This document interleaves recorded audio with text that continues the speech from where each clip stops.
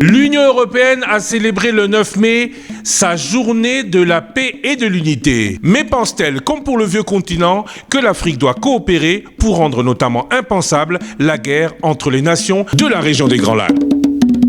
Face à face spécial, je reçois ce mercredi 10 mai, après le journal de 19h, Jean-Marc Chataignier, ambassadeur de l'Union européenne en République démocratique du Congo. Rediffusion mercredi 10 mai après le journal de minuit, jeudi 11 mai après le journal de 7h. Nous sommes le 10 mai. La veille, hier, monsieur Jean-Marc Chataignier, bonjour. Bonjour Christian. L'Europe célébrait la paix, l'unité de 27 pays aujourd'hui. Oui, 27 pays européens, tout à fait. La journée du 9 mai qui intervenait pour créer une nouvelle forme de coopération politique en Europe qui rendrait impensable la guerre entre les nations du continent. Alors, j'ai pas envie de faire similitude avec situation en Afrique. Parlons de l'Europe. Qu'est-ce que vous pensez avoir gagné 1945-2023 à 78 ans? En 78 ans, avec le discours de Robert Schuman, c'était en 1950, vous savez que la France et l'Allemagne avaient connu 3 guerres, la guerre de 1870, la guerre de 1914, la guerre de 1940. On a fait en sorte que ça ne se répète pas. Et donc, 6 États, 9 États, 15 États, 27 États, 28 États, moins 1, 27 maintenant se sont mis ensemble pour que cette tragédie qui ont été la Première Guerre mondiale, la Seconde Guerre mondiale, ne se répète plus jamais. Est-ce que vous y êtes arrivé? J'ai envie de dire oui, mais dans les 27 pays, il y a encore des pays qui aujourd'hui ont connu la guerre. Nous sommes arrivés dans les 27 pays. Bien sûr, il y a encore une situation de guerre que vous connaissez, tout comme moi, sur le continent européen. Il y a cette situation de guerre avec l'Ukraine, avec cette agression de la Russie vis-à-vis de l'Ukraine. Il y a quelques années, nous avons connu des difficultés aussi dans l'ex-Yougoslavie. Mais depuis, plusieurs pays d'ailleurs de cette ex-Yougoslavie ont rejoint l'Union européenne et sont en paix, comme la Slovénie par exemple. Est-ce qu'on peut dire aujourd'hui que la coopération entre États était la solution? La coopération entre États n'est pas la seule solution, mais elle aide, elle peut aider.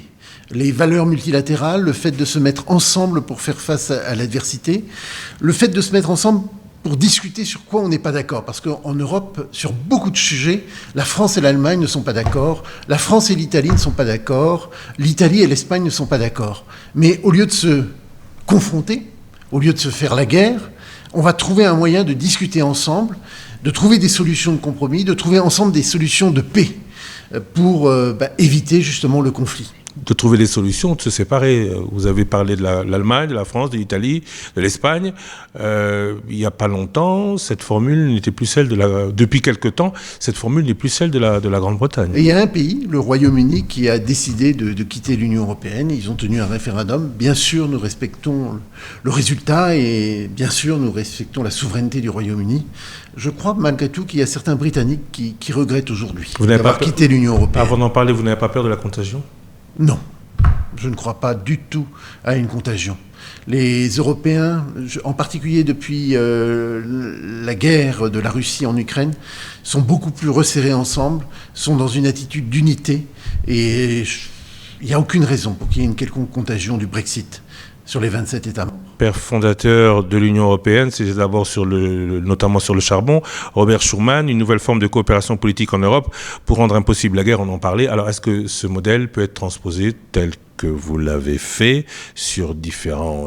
encore que la République démocratique du Congo, elle est dans son sous-sol quasiment toutes les richesses que d'autres n'ont pas. Est-ce qu'on peut transposer cette solution au continent depuis 25 ans, le Congo est secoué à l'Est? Écoutez, je ne crois pas à une transposition, je ne crois pas qu'il y ait un modèle qu'il faut copier. Je pense qu'il y a des inspirations à trouver, il y a des discussions à avoir.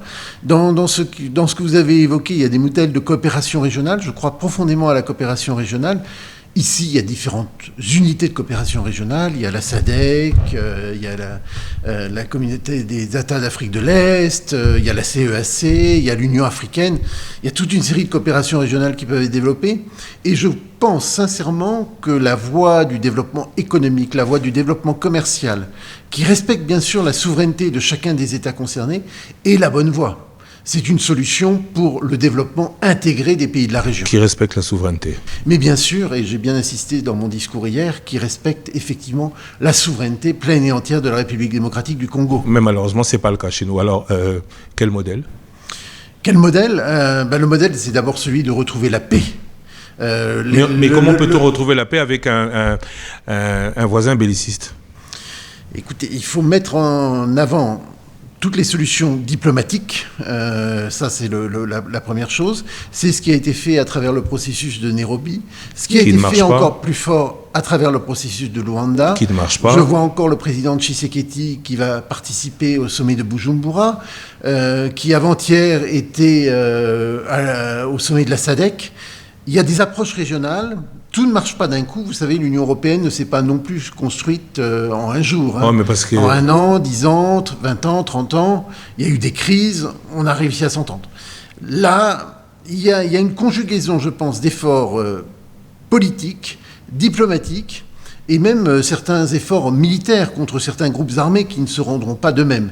Donc il faut vraiment articuler ces différentes approches les unes avec les autres. Mais il faut surtout, parce que c'était le cas en Europe, il faut qu'il y ait un vainqueur et des vaincus.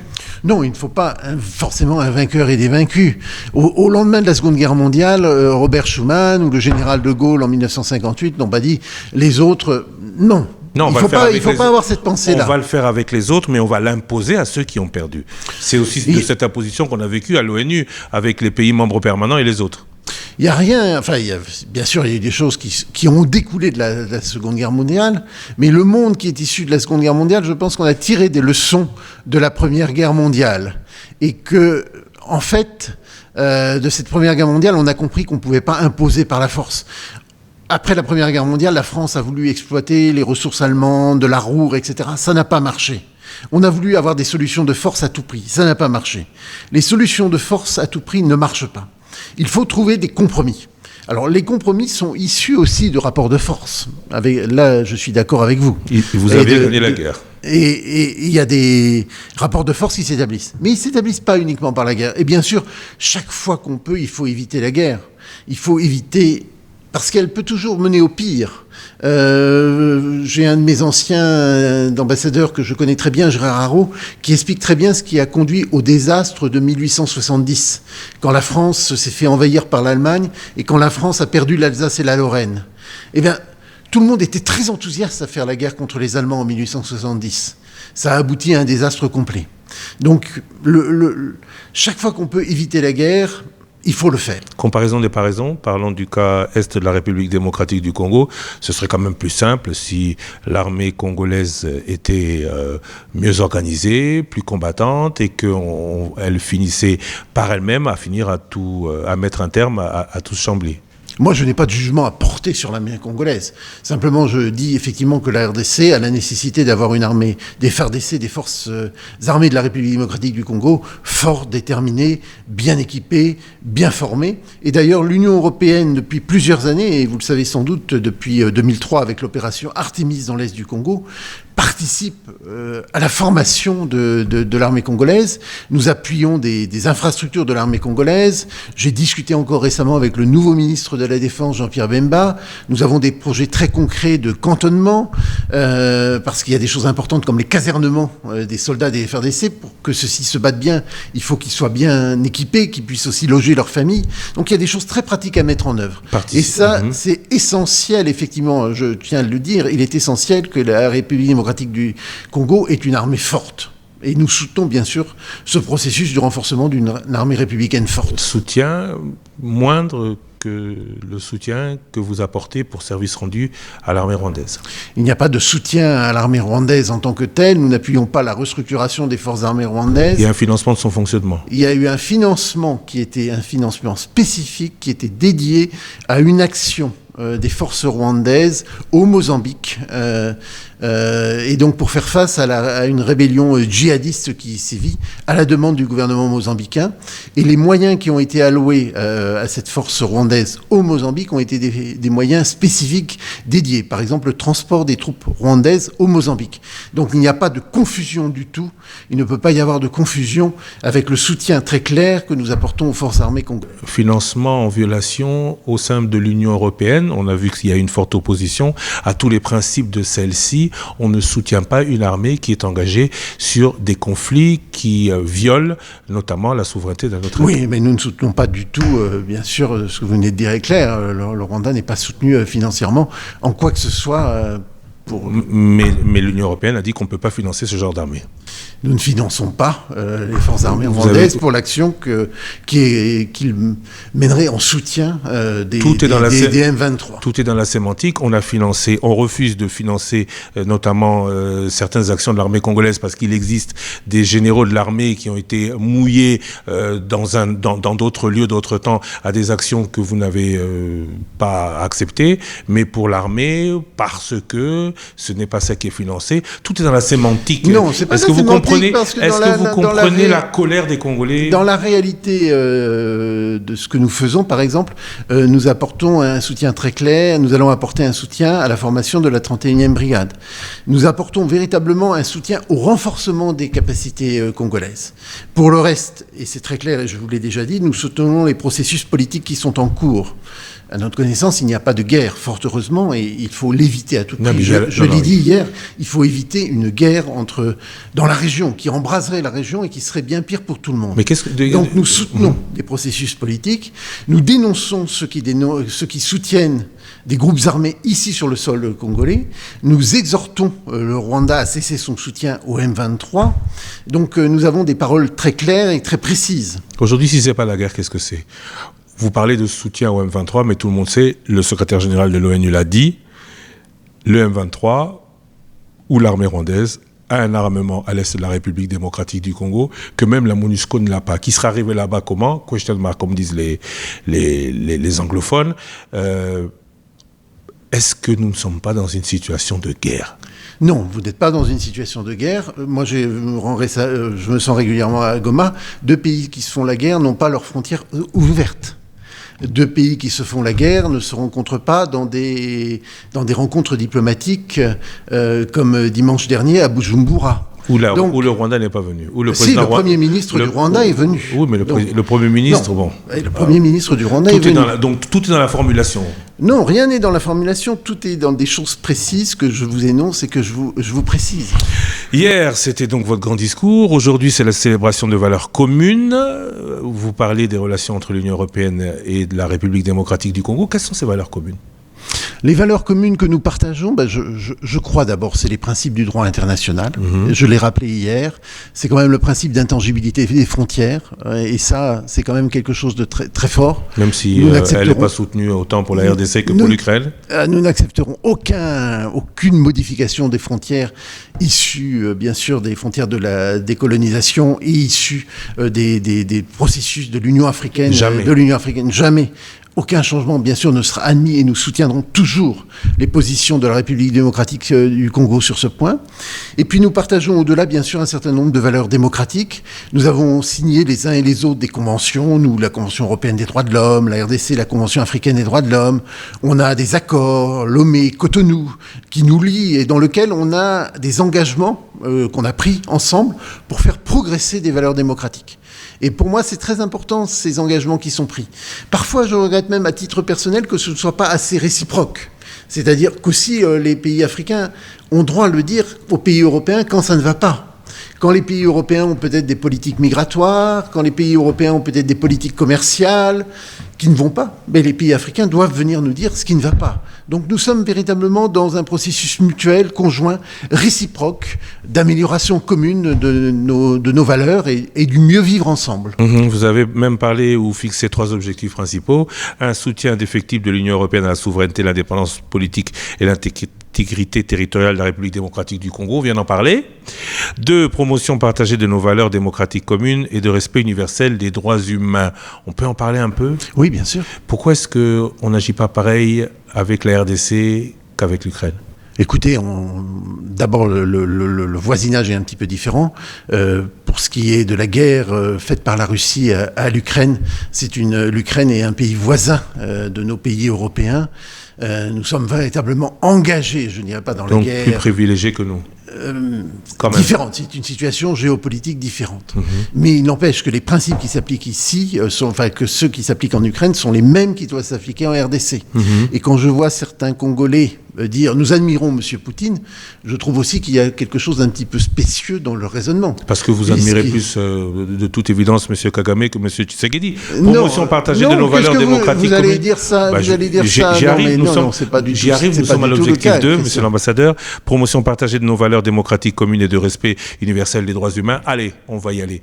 Les pays africains, Caraïbes et Pacifique sont en relation avec l'Union européenne via d'abord Lomé et plus récemment, ça n'a pas encore été entériné par tous, l'Hongrie traîne encore les pieds, à l'Afrique.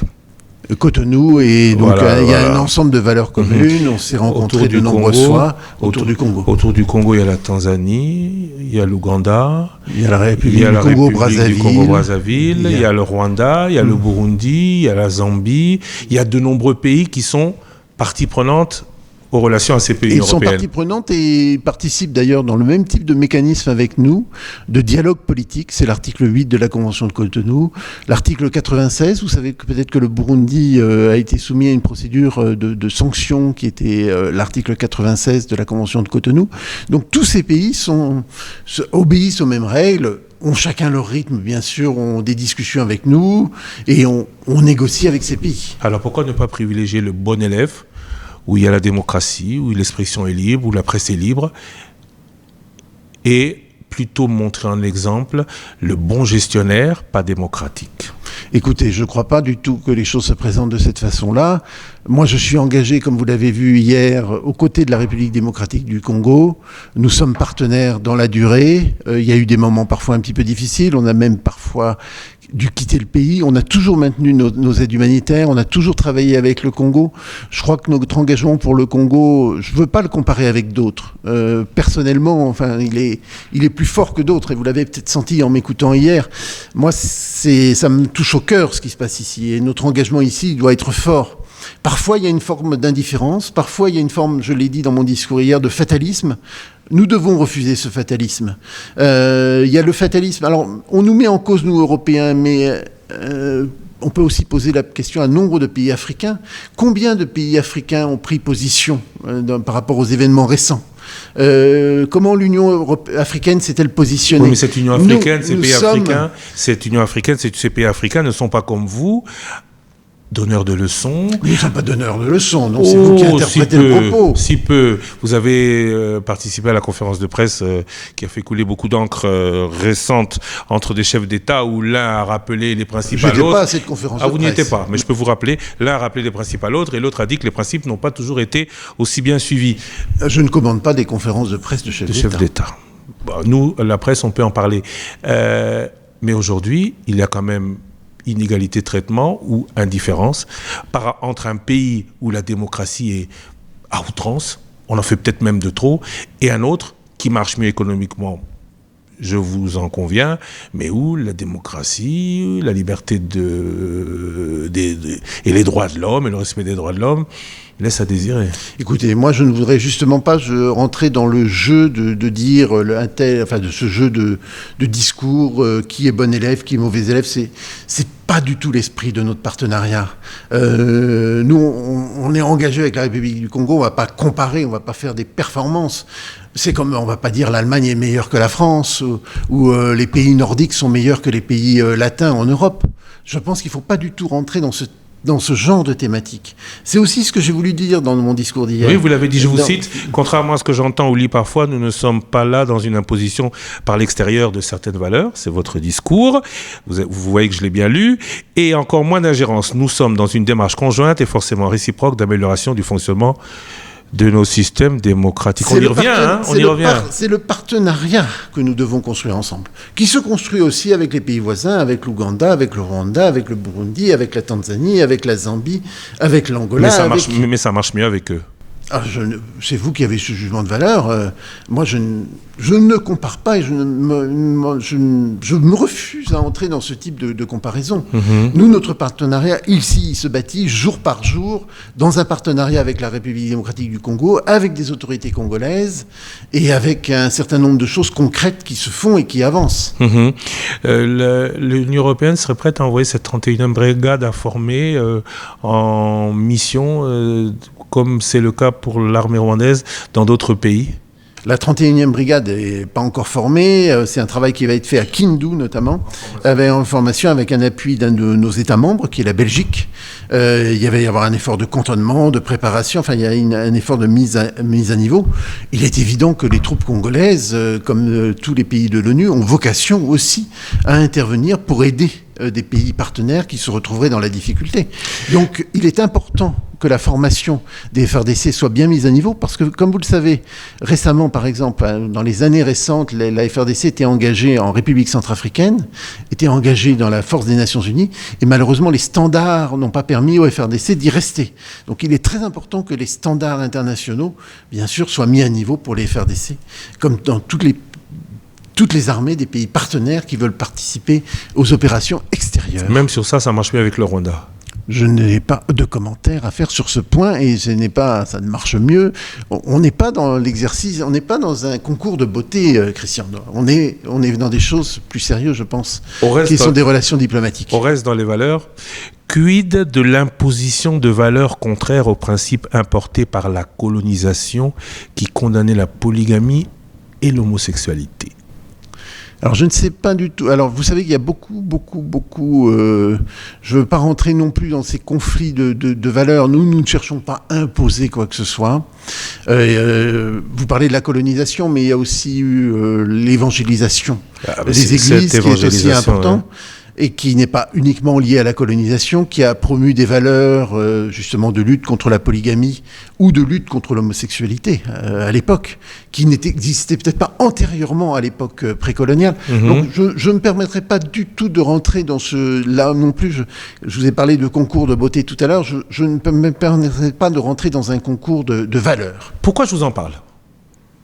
Vous dites bien qu'il y a une raison pour laquelle je vous en parle. Récemment, ici, dans cette émission, j'ai reçu Georges Rebelo Pinto Chikoti. C'est le secrétaire général de l'Organisation des États d'Afrique, Caraïbes et Pacifique, ACP, en relation avec l'Union européenne. C'est par eux que tout passe.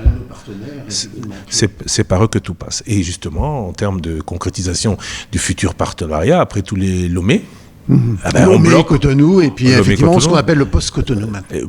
Tout bloque à cause de certains pays qui ne sont pas d'accord sur les valeurs des uns et des autres. Et alors là, le diplomate de métier que je suis vous dit, nous arriverons toujours à nous mettre d'accord. Il faut trouver des formules de compromis et de discussion. Mais 3 ans après, c'est toujours pas signé. Mais c'est pas parce que c'est pas signé maintenant que ça ne sera pas signé. Vous connaissez le nombre de compromis européens dont l'horloge a été bloquée à minuit, à 23h59, on a bloqué l'horloge. Bien, ce type de négociation est très importante parce que chacun a des valeurs que moi je respecte. Et je respecte profondément les valeurs africaines ou ceux qui les portent. Je l'ai dit dans mon discours aussi. Je respecte les valeurs des patriotes africains, des patriotes européens. Mais tout ça prend forcément du temps. Mais c'est dans le dialogue et la discussion que nous pouvons avancer, que nous pouvons débloquer les choses. Et le métier du diplomate que je suis, de l'ambassadeur que je suis, c'est de faire en sorte qu'on arrive à trouver des solutions. Vous savez, les solutions diplomatiques, elles sont pas rapides, elles sont rapides nulle part. Il y a même des crises beaucoup plus profondes. Je pense à la crise entre Israël et la Palestine, qui nécessiteront encore beaucoup de travail diplomatique. Et le travail du diplomate, c'est d'arriver au bout, au compromis, à l'acceptation des valeurs de l'autre, à l'altérité, à l'acceptation que l'autre... Voilà. Et quelque part, c'est la reconnaissance du dialogue et le fait que nous puissions nous retrouver ensemble et être d'accord ensemble. Puisqu'on parle de respect, parlons de ces deux faits-là. L'Europe insiste beaucoup sur la protection des LGBT, comme on le dit. Mais l'Afrique n'en veut pas. Par contre, l'Afrique, la présidente tanzanienne est la 3e épouse. Elle est donc, on va le dire, pas contrainte et forcée à vivre cette situation. Et la 3e épouse de son mari. Est-ce que l'on pourrait, en même temps qu'on a accepté l'homosexualité, se dire, par respect pour les coutumes des autres, l'Occident pourrait se dire, acceptons aussi la polygamie? Alors là, vous êtes passé à l'Occident. Déjà, c'est une notion un petit peu différente Mais des valeurs européennes. Excusez-moi, je change, je mets l'Union européenne. L'Union européenne, justement, c'est le type de dialogue et de discussion qu'on peut avoir. Et c'est clair qu'on ne sera pas toujours d'accord sur tout. Mais il faut trouver les moyens d'avancer. Vous avez cité l'exemple tout à l'heure de l'Union européenne et de l'accord avec les ACP. On va trouver les moyens de se mettre d'accord. J'en suis persuadé, j'en suis convaincu. Sans que ce soit l'un qui impose sa vue à l'autre. Et bien sûr, on trouvera ce qu'on appelle en diplomatie un compromis. Et parfois, un compromis, c'est un mot, c'est une virgule, c'est une acceptation de l'autre. Ce que moi, enfin, au plus profond de moi-même, ce qui m'inspire, ce qui m'a toujours inspiré dans ma carrière diplomatique, c'est le respect. C'est le respect de l'autre et c'est le respect justement de l'identité de l'autre et de la culture de l'autre. Vous pouvez ne pas être d'accord avec l'autre et on peut en débattre, il faut en débattre. Et après, il y a des origines historiques, il y a des questions géographiques, il y a des questions géopolitiques, il y a des questions économiques, il y a des motivations aux États. Les États sont des êtres froids, rationnels, qui ont des intérêts. Donc il faut aussi les reconnaître. Et ça, c'est la force de ce métier diplomatique, de mettre ça ensemble pour progresser ensemble et éviter ce qui est le pire de tout. Et je reviens à ce que je vous disais tout à l'heure, le pire de tout, c'est la guerre. C'est quand des femmes, des enfants, des hommes sont tués. Et ça, il faut l'éviter. Sans, dans mon chef, l'intention de vous permettre de vous ingérer dans les affaires congolaises, parce que beaucoup, souvent, et de plus en plus au Congo, n'arrivent pas à comprendre comment on pose à un diplomate cette question. Je voudrais terminer avec vous sur le volet élection 2023. Que pensez-vous du contrôle de fichiers que la francophonie ne peut pas assurer? Est-ce que vous pensez qu'on peut aller ainsi aux élections? Écoutez, nous pensons qu'il faut trouver une solution consensuelle à cette question. Que les parties prenantes se mettent d'accord, que la CENI se mette d'accord avec l'ensemble des parties prenantes concernées, les partis de la majorité, les partis de l'opposition, la société civile, le CC, la CENCO, et qu'on trouve une solution. Mais il y en a qui ne sont pas au dialogue, il y en a qui disent même être exclus, vous les entendez? Je ne sais pas qui est exclu de ce dialogue. L'opposition. Non, moi je les appelle à dialoguer. Les gens de Kabila, les gens de Katumbi, les gens de Fayulu disent ne pas être partie prenante et le regretter. Non, mais il faut qu'ils soient partie prenante. Moi, je les invite à être partie prenante. Quand on boycotte, on est toujours perdant. Non, mais quand on dit partie prenante, il dit qu'ils ne sont pas dans l'organisation de la CENI, dans l'organisation des élections. Alors là, il y a des problèmes. Voilà, mais ça, je ne m'en mêlerai pas. Ce que j'appelle vraiment les parties prenantes à se mettre d'accord ensemble pour avancer. Pour nous, la question du fichier électoral est très importante parce que c'est une question de confiance entre les différentes parties concernées. Vous êtes prêt à aider ? Nous sommes prêts. Alors, pas, bien sûr, surtout pas à faire l'audit. Pourquoi ? Parce que nous n'avons aucune compétence, aucune légitimité. Vous avez de l'expertise ? Aucun savoir. Vous avez de l'expertise ? Oui, mais on pourrait nous accuser, peut-être comme certains l'ont fait avec l'OIF, d'être partie prenante, un petit peu comme vous disiez tout à l'heure, d'avoir des préférences. Donc ça, surtout pas. Par contre, nous sommes prêts à financer un audit qui nous serait partiellement financé, peut-être avec d'autres, qui serait demandé par la CENI, par la Commission électorale nationale indépendante. Avec les délais qu'elle donne. Parce qu'elle veut que tout soit audité en 2-3 jours. Ah non, pas en 2-3 jours. Peut-être qu'il faut prendre un petit peu plus de temps et qu'il faut quand même prendre le temps d'auditer. Par contre, nous sommes prêts à travailler avec l'ONU, avec l'Union africaine, avec pourquoi pas la SADC, avec l'idée d'avoir un mécanisme d'audit qui permette de réinstaurer un petit peu de confiance entre les partenaires et les acteurs, sans que nous, bien sûr, nous nous en mêlions. Vous ne vous en mêlerez pas, vous ne voulez pas non plus parler de la loi Tchani ? La loi Tchani, la proposition de loi Tchani. Moi, j'ai entendu parler d'une loi qui s'appelait Tsingi Pouloulou. Oui, de père et de mère, c'est la même. Alors, voilà, mais je n'ai pas de commentaires à faire sur les débats parlementaires congolais. Vous les comprenez ? En Europe, il y a certains pays qui obligent que les chefs d'État soient de père et de mère nationaux. Pouvez-vous me citer ces pays ? Alors, si ce n'est pas de père et de mère, qui donnent des conditions à l'accès à la souveraineté nationale. Dans les pays européens, en tout cas, je n'en connais pas. Mais voilà, non, mais je ne veux pas non plus rentrer dans ce débat. Dans mon discours d'hier, je pense que j'ai dit ce que j'avais à dire dans la question des principes. Je pense qu'il y a une période. J'ai retenu une parole forte du professeur Isidore Ndeye, qui me semble très forte. Nous, Congolais, mais ça, je pourrais dire la même chose, nous, Européens, on doit préserver la cohésion sociale comme la prunelle de nos yeux. Et vous savez, Christian, je vais vous faire une confession. Dans mon pays d'origine, la France, parfois je me dis aussi que nous aurions intérêt à davantage préserver la cohésion nationale comme la prunelle de nos yeux. Parce que vous voyez ce qui se passe en France, aussi des affrontements parfois, ou des gens qui... Il faut quelque part retrouver le chemin de la raison, se remettre d'accord sur les règles du jeu, sur les règles du jeu un petit peu démocratiques, se dire, voilà, il y a des gagnants, il y a des perdants, il y a des élections, il faut organiser ces élections, c'est le socle finalement de la démocratie. Ensuite, on peut être en désaccord sur tout, voilà, et sur beaucoup de choses, mais il y a des règles de base sur lesquelles il faut se mettre d'accord. Et je pense que ce que disait le professeur Isidore me semble très important. Préservons la cohésion nationale, ne nous laissons pas embarquer dans des débats qui détruisent nos sociétés, parce que le risque, on l'a vu avec la Côte d'Ivoire, avec le concept d'ivoirité, c'est de détruire la cohésion nationale. Et puis quelque part, les discours de haine sont les conflits de demain et sont les guerres d'après-demain. Vous avez pris parti, enfin... On a compris votre position. Monsieur Jean-Marc Châtaignier, merci. D'habitude, cette émission se termine cut. On ne vous laisse pas le temps de dire au revoir. Simplement, à vous, nous devons dire au revoir. C'est la fin de votre mandat. Vous partez dans un autre pays. Dans quel état d'esprit quittez-vous le Congo ? Écoutez, je le quitte avec beaucoup d'espoir, parce que je crois que ce pays a énormément d'énergie, a beaucoup de capacités. Plus de 100 millions d'habitants, des richesses extraordinaires que vous citiez tout à l'heure, des ressources de l'imagination. Voilà, il faut débrider tout ça, il faut que le Congo peut-être croit davantage encore en lui. Je viens aussi d'un pays, la France, où les gens doutent d'eux, comme vous le savez. On pourrait aussi parler de la Belgique, il y a des doutes dans nos sociétés. Les pays qui réussissent, c'est les pays qui croient en eux. Donc croyez en vous, et je pense que le monde pourra changer, l'Afrique pourra changer grâce à la RDC, et le monde pourra changer grâce à la RDC.